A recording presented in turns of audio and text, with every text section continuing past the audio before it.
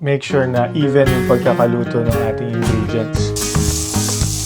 2, 3, 4, 5, 6. Some of this pancit to the other lalagyan. Hello guys! Happy International Nurses Day sa lahat ng nurses sa buong mundo. At dahil dyan, nautusan tayo na magluto ng pansit para dalhin ni Chess Award nila kasi meron silang celebration ngayon. Welcome sa ating channel OFW in UK. And para sa ingredients natin dun sa pansit, eto yon guys. Na-search ko na nga pala yung recipe sa Panlasang Pinoy kanina. Pero lulutuin natin siya with a twist. So ayan guys, yung ating ingredients para sa ating pansit.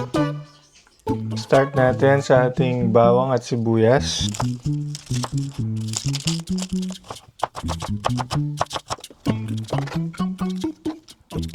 So, first lang natin yung maliit na peso.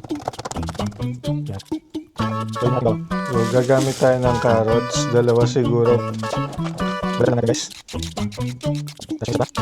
Tapos, iwain lang natin yung dalawang ends niya. Pumpong ba? Yan. Tapos, iwain natin yung kasay. Ganyan lang guys. So guys, ito yung ating carrots. Next yung ating celery. Siguro gamit tayo ng dalawang. So ganyan, tapos natin yung butans. Tapos iwain natin yung pasalanan ko ito. So ito guys, yung ating celery. So ayan, gusto daw ni Che magulay. So lagay lang natin yung outer. Hindi, matay gilis na ako siya. Tanggalin ko kasi yung gilis guys. Sige dito natin yung outer. Ito yung ating polyo. Next yung ating mangetu. So guys, ito yung ating sopiso, mangetu. Next natin is yung bell pepper. So yan ang ating next natin is yung lemon. Next naman nating hiwain is yung ating manok. So guys, pinili ko yung before natin siya. So ayan guys, mag-start na tayo magluto. So first thing na gagawin natin is lulutuin muna natin yung gulay. Since we don't have a big container at medyo marami yung pansit na lulutuin natin para make sure na even yung pagkakaluto ng ating ingredients. And then later on, we'll just mix them all together sa lalagyan na yan. Okay? So sindihan lang natin yung ating stove. Lagyan lang natin siya ng konting oil. Unahin natin yung repolyo. It's up to you kung ano yung gusto nyo unahin. Pero ako, trip ko lang. Gusto ko lang siyang unahin. Kasi medyo matigas yung repolyo nila dito eh.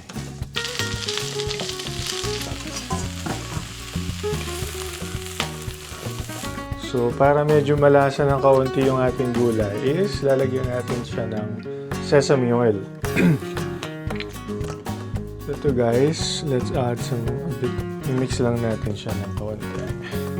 Alright. Mangetut. As you can see from green carrots.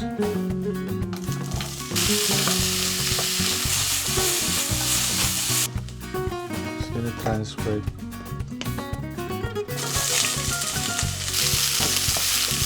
Bell pepper. So mabilis lang naman to eh. Alright, sa tingin ko luto na to guys. Mix lang natin. Ito yung gulay natin. So, lulutuin na natin yung ating pansit. So oil muna. So ayan guys, let's put our chicken. Happy International Nurses Day po. Nakaka-proud lang na nandito tayo. And it's our day. At nakakatuwa lang na yung iba is na-appreciate nila yung ginagawa natin. Nakakaalis ng pagod. Yung simple na thank you galing sa pasyente. Though maliit is malaking bagay na sa amin. So ayan guys, luto na yung ating chicken. So lalagyan lang natin siya ng konting pampalasa. Lagyan natin siya ng chicken powder guys. So mga 1.5 tablespoon. Lagyan din natin ng paminta guys. According sa instruction nito is 10 cups daw for 16 ounce. So gagamit tayo ng dalawang ganito, 8 ounce to 16 ounce. So 1, 2, 3, 4, 5, 6, 7, 8. 8 cups lang muna guys. Kasi tatansyahin natin yung ilalagay natin soy sauce later. Next is yung ating soy sauce. Mga half cup muna.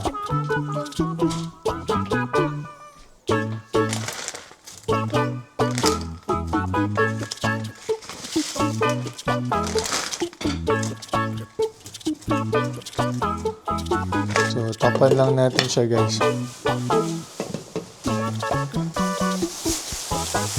So yun guys, haluin lang until ma-absorb ng pansit yung stock. And then kung medyo dry, dagdagan lang ng water. Half cup ng water. So lalagyan na natin siya ng extra sesame oil para bumango. Ayan guys, luto na yung ating pancit. Pero dahil wala tayong lalagyan na malaki, gagamit tayo ng dalawang lalagyan. And then, imimix lang natin yung ating gulay. So, what I'm gonna do now is ita-transfer lang natin to, some of this pancit to the other lalagyan. So, kailangan natin to ng tong para madaling ilipat doon guys. Yan lang ang problema guys pag wala kang malaking lalagyan.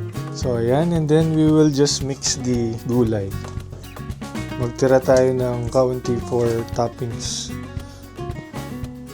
Look at that, guys. Alright, meron na tayong ready pancit for International Nurses Day.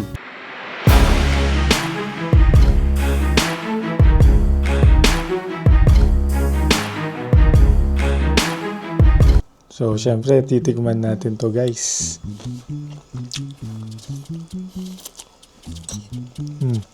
Sarap. So kung na-enjoy mo yung video na to, please like, share, and subscribe ka na para updated ka sa aming mga latest uploads. Bye!